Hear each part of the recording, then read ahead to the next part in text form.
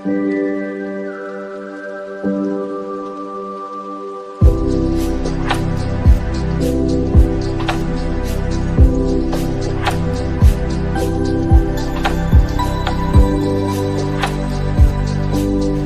Hello guys, कैसे हो आप सभी। और हम दोनों भाई जा रहे हैं डोंगरी पे। आपने तो कभी देखे नहीं होगी डोंगरी।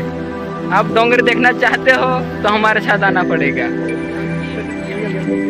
ये देखो, ये हमारी डोंगरी है और ये हमारे बंदे लोग जा रहे हैं।